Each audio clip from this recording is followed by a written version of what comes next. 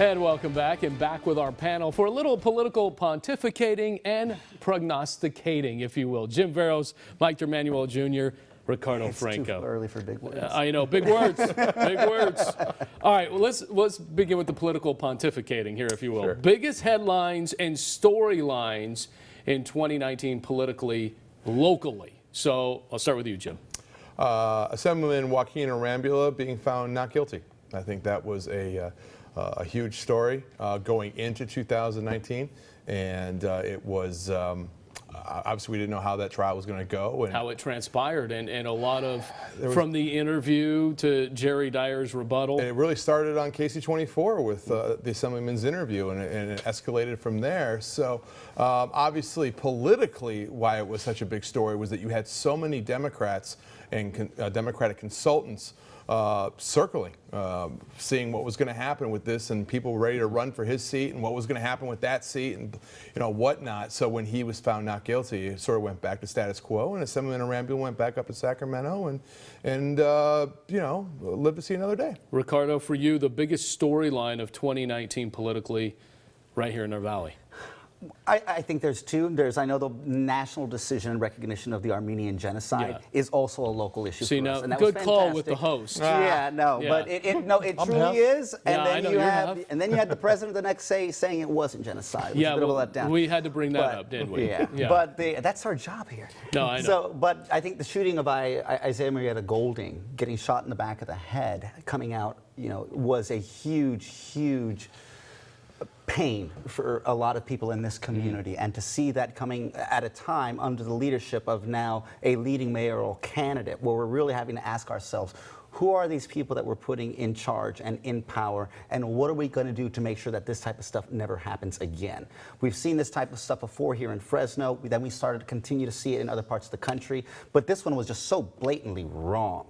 And to see this a year after it happens, and I think it made it national news. And it is national news, and that storyline is going to play out in 2020. Absolutely. Because that's far from over. We know it could go to trial with the Marietta family, Marietta Golding family, maybe going to trial, or maybe they settle behind the scenes. We don't know. And then obviously the mayoral campaign. Mike, what about you?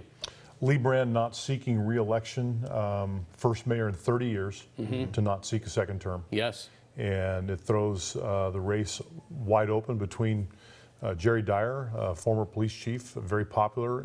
Is it wide open? Oh, I think it's wide open. Listen, really?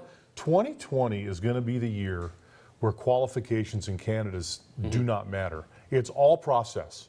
We have brand new voting rules, 30 days of voting, ballot harvesting, crews of people out collecting ballots, thousands of people not even knowing who they voted for.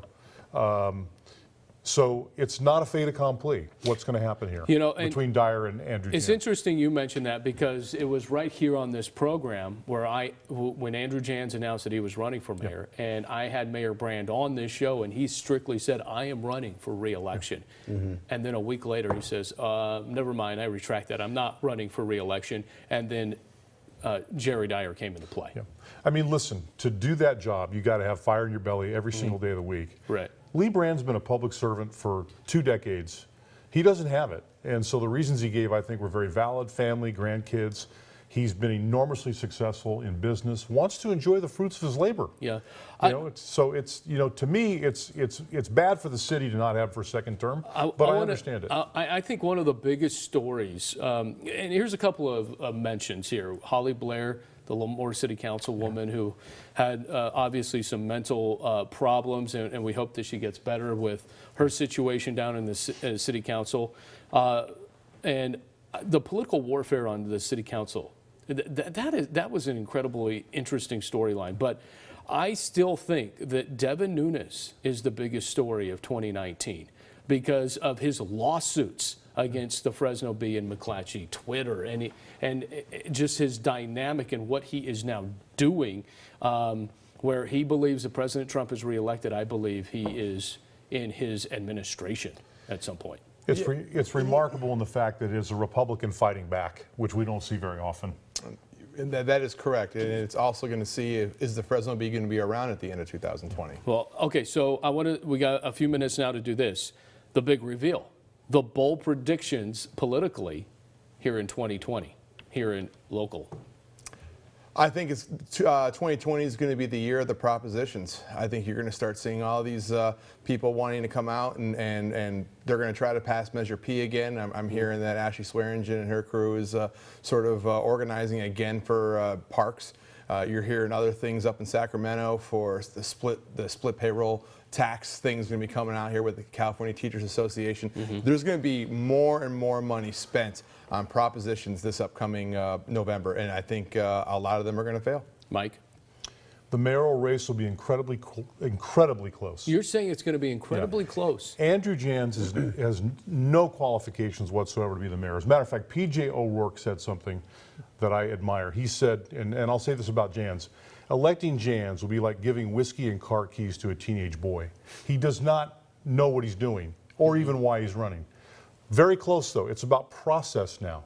How many people can you get on the ground? How many ballots can you collect, right? Second, you know, I think incredibly important prediction locally is that we are going to see voter turnout be the highest ever. I think so too. Presidential The election. highest ever. Yeah. Ricardo, you got 30 seconds. So I think you are going to see Devin Nunes' seat either become extraordinarily close or Bobby Bliatu will take it over. Because like you said, it is like process.